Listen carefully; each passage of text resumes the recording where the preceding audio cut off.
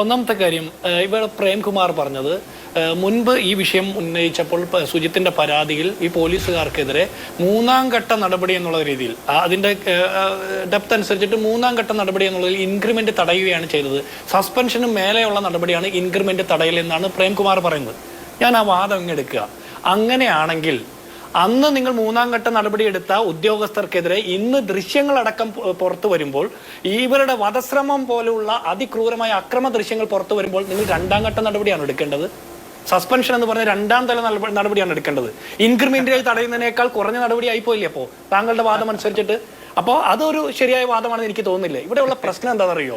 ഈ PSC rank ലിസ്റ്റിൽ copy അടിച്ച് കയറുന്ന ശിവരഞ്ജിത്തിനെ പോലെ നസീമിനെ പോലുള്ള ആളുകളൊക്കെ സർവീസ് ഞാൻ പറയട്ടെ എനിക്ക് താങ്കൾ പറഞ്ഞതിന് എല്ലാത്തിനും വാദമുണ്ട്. ഞാൻ പറയണല്ലോ, ഞാൻ കോൺഗ്രസിന് വേണ്ടി പറയാൻ വന്നിരിക്കുന്ന ആളാണല്ലോ. 2 വർഷക്കാലം ഈ CCTV ദൃശ്യങ്ങൾ എവിടെയായിരുന്നു ഇരുന്നത് എന്ന് താങ്കൾക്ക് പറയാൻ പറ്റുമോ? ആരാ ഒളിച്ചു വെച്ചതെന്ന് അറിയാൻ പറ്റുമോ? അവിടുത്തെ SHO അടക്കം മേലുദ്യോഗസ്ഥരടക്കം കണ്ടതല്ലേ ഈ CCTV ദൃശ്യങ്ങൾ? അത്തരത്തിൽ ഏതെങ്കിലും ഒരു നടപടി എടുത്തോ? സുജിത്ത് കോടതിയിൽ പോയതിനു ശേഷം കോടതി നിർദ്ദേശപ്രകാരമല്ലേ ഒരു ക്രിമിനൽ കേസ് പോലും എടുക്കുന്നത്?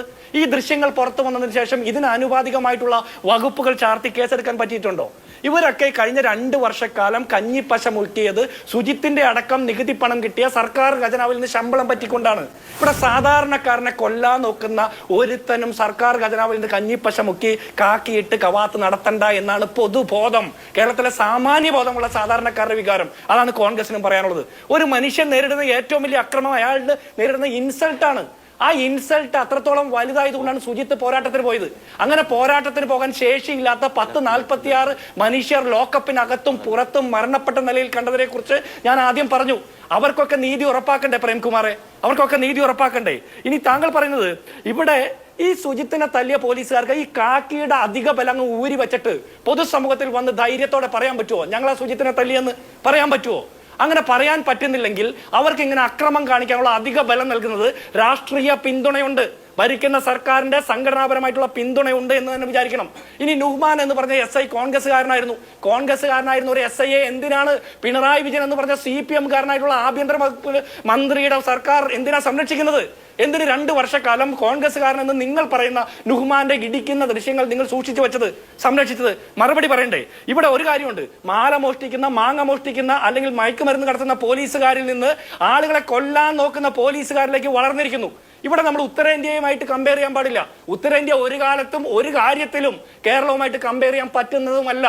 അങ്ങനെ വരുമ്പോൾ നമ്മൾ ഉത്തരേന്ത്യയുമായിട്ടുള്ള കമ്പയർ ചെയ്യുന്നത് എല്ലാത്തിനും മാറ്റം വരുത്തും, എല്ലാത്തിനും നവോത്ഥാനം കൊണ്ടുവരുമെന്ന് പറഞ്ഞ് സർക്കാർ ഖജനാവിൽ നിന്ന് വലിയ പ്രചരണങ്ങൾ നടത്തി ഫ്ലെക്സ് ബോർഡുകൾ വെക്കുന്ന മുഖ്യമന്ത്രി കേരളം ഭരിക്കുമ്പോൾ ഇങ്ങനെ ഒരു സംഭവം ഉണ്ടായിട്ട് 2 വർഷക്കാലം CCTV ദൃശ്യങ്ങൾ ഒളിച്ചു വെച്ചു, ഉന്നത ഉദ്യോഗസ്ഥന്മാർ സംരക്ഷിച്ചു.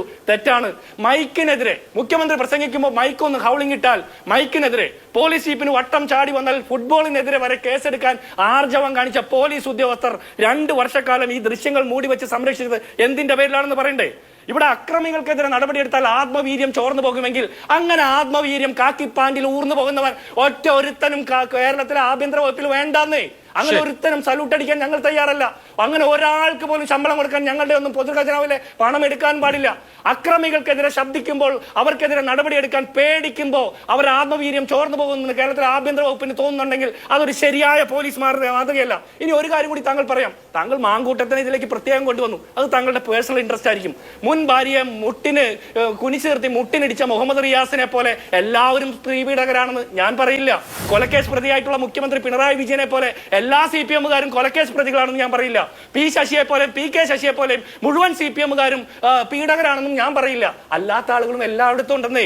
നമ്മൾ ഇത്തരം കാര്യങ്ങളൊക്കെ ഒന്നും അത് വലിച്ചഴക്കേണ്ട. നമ്മൾ പറഞ്ഞു വരുന്നത് സുജിത്തിനെ അടിച്ച് ആക്രമിച്ച് കൊല്ലാൻ നോക്കിയവർക്കെതിരെ സസ്പെൻഷൻ അല്ല, അവരെ സർവീസിൽ നിന്ന് പുറത്താക്കുക എന്ന് പറഞ്ഞാൽ അവർ മറ്റൊരു സർക്കാർ സർവീസിലും ഇനി അങ്ങോട്ട് ജോലി ചെയ്ത് സർക്കാർ ശമ്പളം പറ്റാത്ത രീതിയിൽ അവരെ മാറ്റി നിർത്തണം.